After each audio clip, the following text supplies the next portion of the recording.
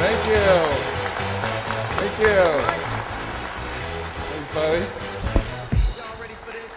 Thank you. Appreciate it. Welcome.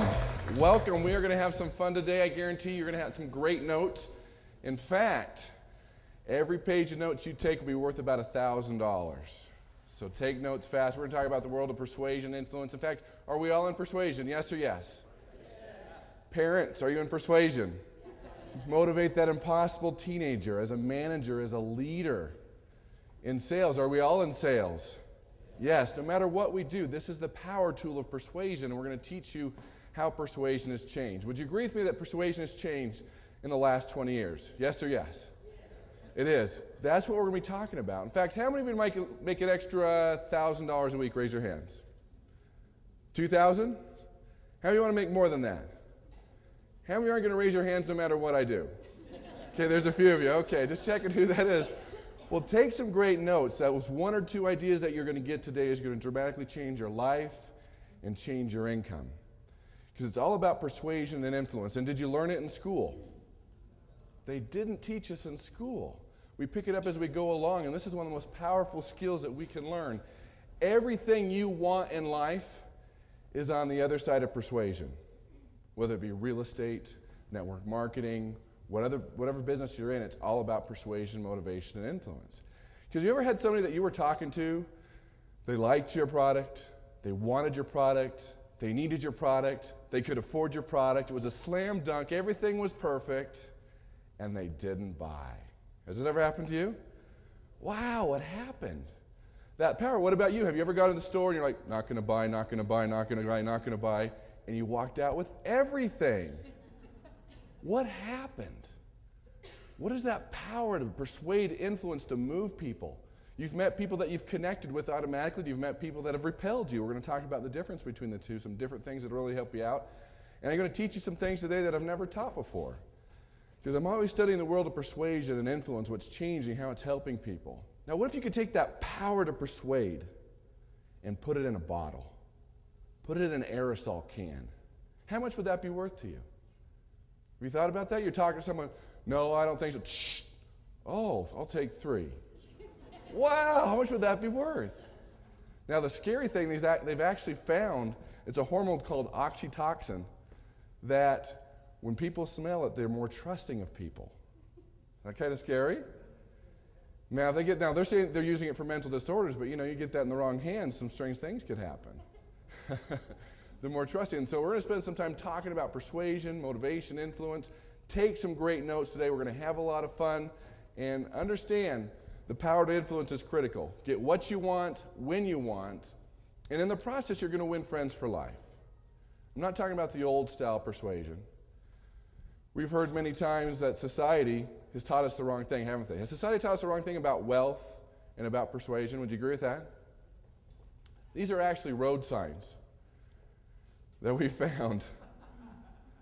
And we get these mixed signals all the time. Well, what's right? What should we do? We learn growing up that the squeaky wheel gets the grease. Little children growing up, they complain, whine, and even adults do that, don't they? They complain, whine, and moan, and get the squeaky wheel gets the grease. But we're getting to the point in society where if we'll give you oil a few times, but then the squeaky wheel gets replaced. People aren't going to put up with that anymore. They don't want to do that. And that's what it's all about, because people don't want to be pushed into a corner. Because if you go to anybody and say, today I'm going to persuade you, what's going to happen? They're going to resist. You could have the best product in the world, but if they feel like you're trying to persuade them, they're going to resist just because it's human nature. In fact, my wife was taking my son. He was about, 4 or 5 at the time.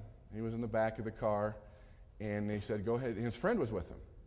And she says, go ahead and buckle up. We need to leave. And he knows how to buckle up. And he says, I can't do it. I can't do it. I just can't do it. And he was looking at his friend, and she says, just buckle up. So she had to pull over, buckle him up, and then he turns to his friends and says, you see what I can make my mom do? Wow. And that's what people feel sometimes with persuasion and influence.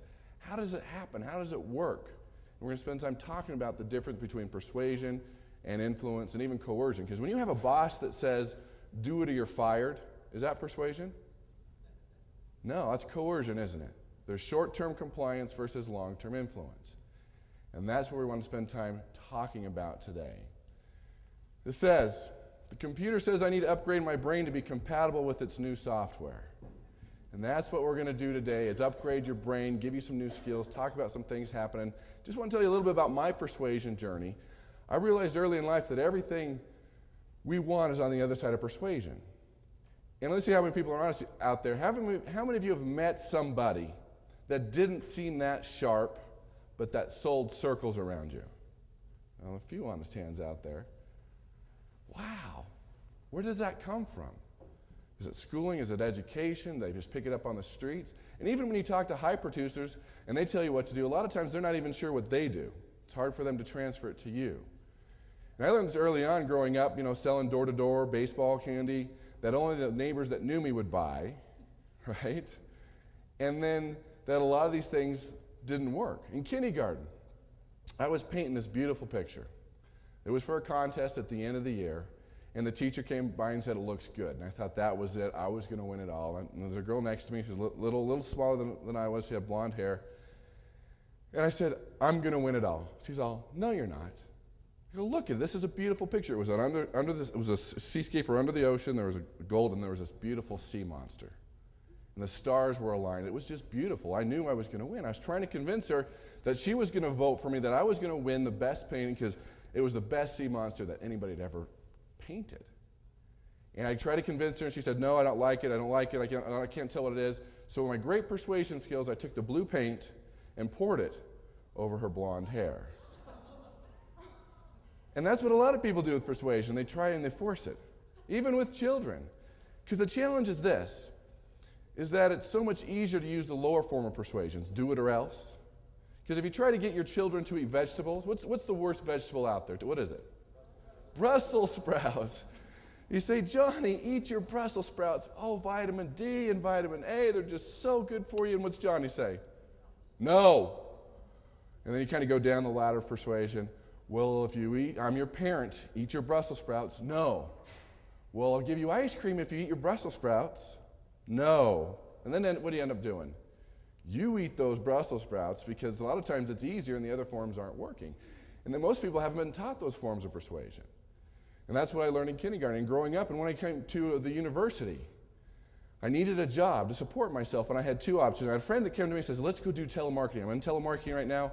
You can make $500 to $1,000 a week part-time. Thinking, wow. But in the back of my mind, I'm thinking, telemarketing, I'm going to call. I don't know if I want to do that. I go, do they guarantee that? Of course, the door marked security. Do they guarantee that? And they said, well, no. And no, I don't think I want to do that because I had another job offer in the athletic department, helping the football team. I'm like, hey, that's pretty prestigious. It was hourly, wasn't that much, but I figured I'd move up the ranks. So I get to work the first day, and to my dismay, I was there handing out towels, shorts, and athletic supporters. Didn't think that's where I wanted to be, so I went back to my friend. I said, hey, is that job still open? Because I can talk to people on the phone. How hard can it be? And I went and I took a tour, and I met all these people that didn't seem that sharp, that were making a lot of money. I figured, hey, I can do this. I'm in college now. I can do this. And so they hired me, and I realized that I was making a lot of friends but selling no one. You ever know that feeling? I was even talking to people that sent me birthday cards, but they still didn't buy from me. I'm like, wow, what is the difference? How can I do this? And so that's when I really started studying the world of persuasion, motivation, and influence, and watching the high producers and do what they do, because I've always been in the trenches. And this was the type of telemarketing center where the operator would call you up and give you a number.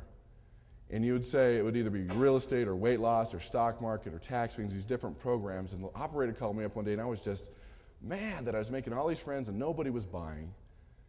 And I said, I'm going to do it this time. I'm going to make the sale. And she calls up and she gives me the number. I look it up, and it's real estate. And it didn't work. And then it called up again. I go, no, this time I was even more motivated to do it. And so I looked it up again. It was weight loss. So this gentleman came on the phone. I was all excited. I'm like, well, sir, how long have you been overweight? And there was this long pause. I'm like, oh, no. And so he says, well, 10, 15 years. I go, how many pounds do you need to lose? An even longer pause. Like, well, 50 pounds. And we started talking about it, and we're going through it. I'm connecting, doing the things. And about 10, 15 minutes in the conversation, he says, "What's this got to do with real estate?" Like, oh no. I'm like, well, we want our investors to be healthy. I didn't know what to say. And I learned that in sales and persuasion, it's not about me, about what I want. It's about serving other people and helping other people. And that's the true form of persuasion that we're going to be talking about today, taking it step by step by step.